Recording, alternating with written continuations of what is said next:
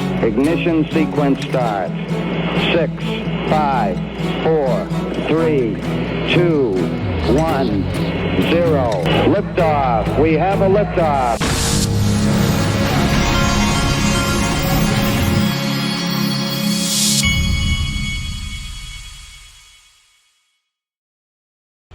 Hey everybody, this is the Digital Asset Investor, and for the second day in a row, we are checking volumes. This portion of the show dedicated to Mr. B, also known as Nick Burafato of Link2, who is my sponsor. By the way, don't forget to go and sign up at link2linqto.com because they don't have Ripple private equity right now, but they could, and you want to be in a position to at least be accredited and have put, you have to fund your account, you got to do things to be ready to buy private equity, not necessarily Ripple, but anything you want. So, but Ripple is exciting these days in my opinion. Now look, the official cool guy of the Digital Asset Investor channel made an extremely good point. You know, everybody's talked about how this administration's been anti-crypto and all that. But he makes a good point. Interesting, a lot of talk about how Biden administration has been hostile to crypto, but have they been hostile to Bitcoin? No. One, Gary declared it a commodity. Two, ETFs. And so I saw this and I was like, yep, don't forget Ethereum. They didn't touch Ethereum pre-merge. That's the part where the racket was created, is what happened before the merge. But they didn't touch that in anything that Gary Gensler did, and it was intentional. Those whales are still disguised. If they had gone after them, then you could easily have found out who the whales were in that whole lawsuit if they had gone after the ICO, but they left it alone intentionally. Think China. Bitcoin and Ethereum are the choice of the bad guys. That's the uncomfortable fact, Jack. This guy tried to do a gotcha on me. How do you reconcile the fact the president owns ETH and bought more? I said, I've owned ETH before, reconciliation complete, and I currently own a Bitcoin. What does making money have to do with whether the bad guys are behind one? Look, this Bitcoin, Ethereum, Solana, I call them the VC pump gang. These guys, that's what they do, is they all get behind these tokens for years sometimes, and then they make sure all their pundits and all their media outlets are pumping these things.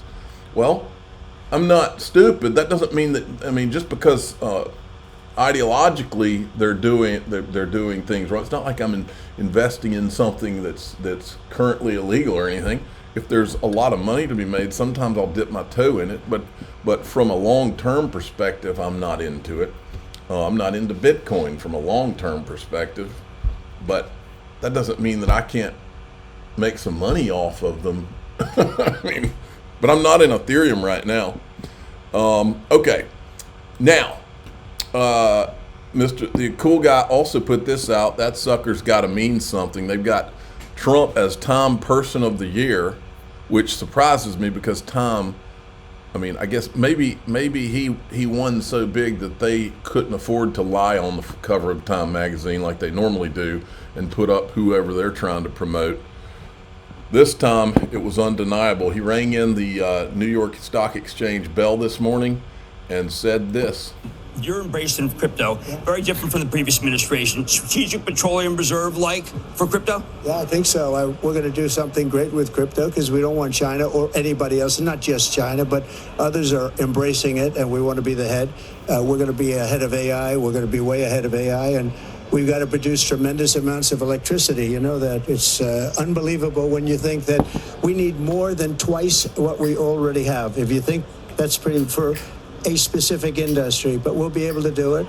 We have Lee Zeldin in charge of the environment. He's going to be giving us very strong approvals, I think, and he's going to make sure everything's good and clean and proper, but he's going to give us very fast approvals. Natural.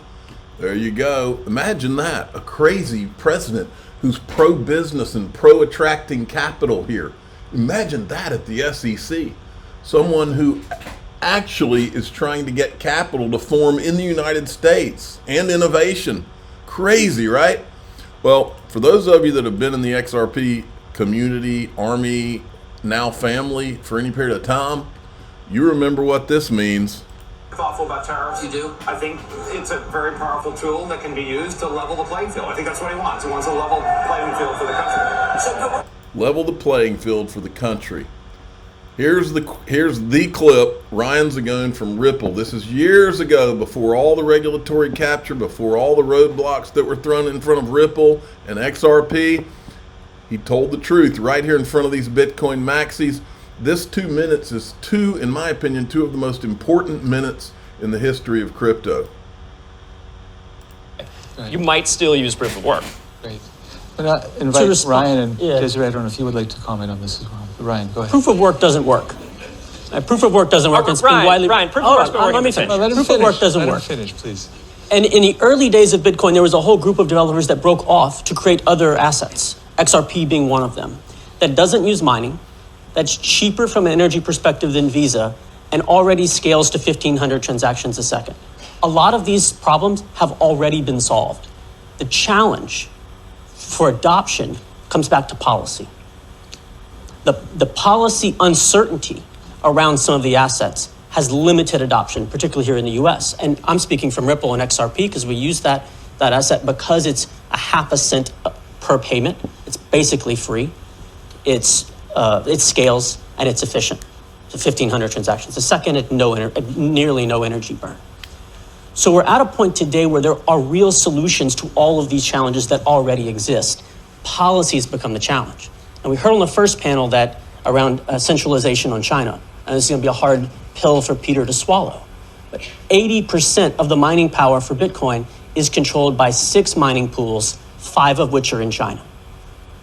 Today, the policy certainty in the US exists for Bitcoin and Ethereum, despite the fact those are China-controlled platforms. So activity goes to those platforms. What we need to do from a policy perspective in the US is look at the places where there are uncertainty. And one place I'm speaking directly for me here is XRP, where it looks like Bitcoin, it's decentralized, it's open source. We have 7% of the validation power on that, rather small in there. Grouping or giving clarity to those ones that are very similar to Bitcoin and Ethereum, that have the same characteristics and should be classified the same way. And then we're creating a level playing field across all the cryptos. I'm not anti-Bitcoin or anti-Ethereum by any means. I think there's a lot of great... I'm not either. That's not the point. The point is that we need a level playing field and have needed one since even before he was talking. Potential and breakthrough there. But we need to have a level playing field so the market can pick which ones they want to use and not be, as today they are, hindered by regulatory uncertainty. The market has never been able to pick, folks, and I think you're in the process of seeing it happen right now.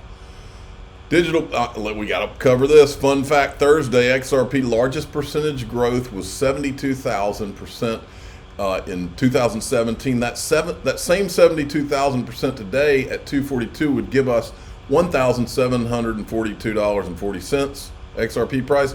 Scaling down, a 1,500% jump would be $36.30.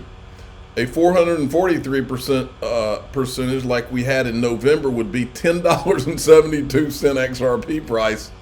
Folks, these are fun exercises to do, and so is this from Bank XRP.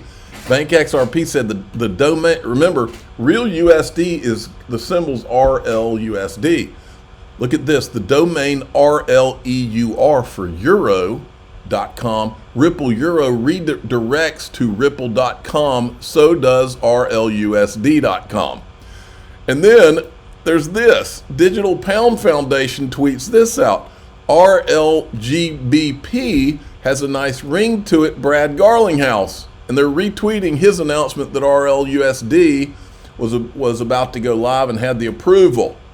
And so I went to look for, well, what if I looked up RLGBP.com? Maybe I could buy that for $14. Turns out, no, you can't, because RLGBP, somebody knows that it's very valuable. I went to GoDaddy. It's for sale. You can buy it now for $49,800. I wonder why it would be so expensive. So I asked Grok, why do you think RLGBP would be such an expensive domain name as it relates to crypto?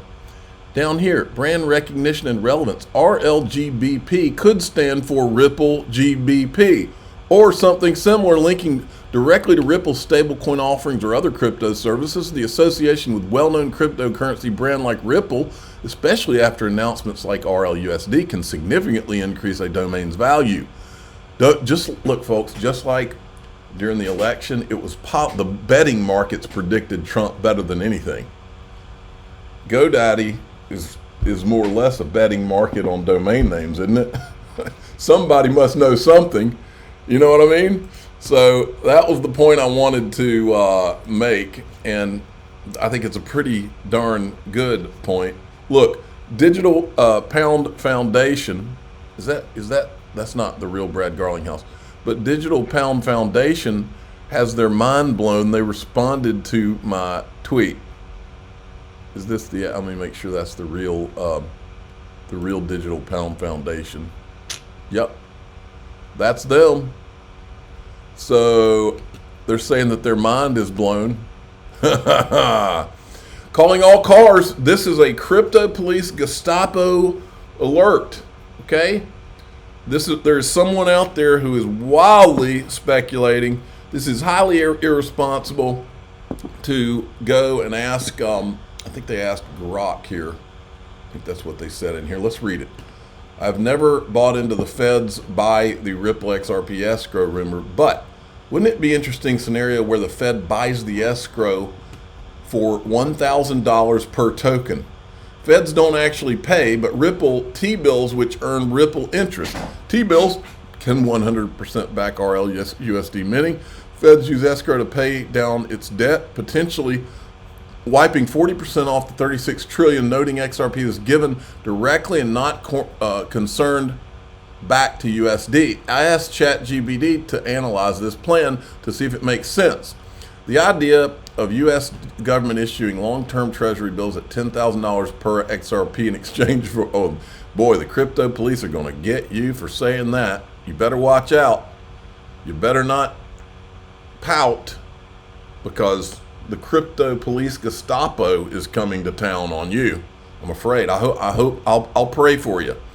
Per XRP in exchange for Ripple's XRP escrow directly reduce the 36 trillion national debt is an intriguing concept. Here's an analysis of the potential implications, feasibility, mechanics of the proposal. Government issues 50-year T-bills. Ripple receives long-term T-bills valued at $10,000 per XRP. XRP escrow, a massive supply of XRP, is effectively absorbed by the U.S. government. 2, debt reduction. U.S. government uses XRP to pay down, restructure portions of the $36 trillion debt. This established, can you imagine $36 trillion in XRP? This establishes a tangible value for XRP on a global scale, global bridge currency.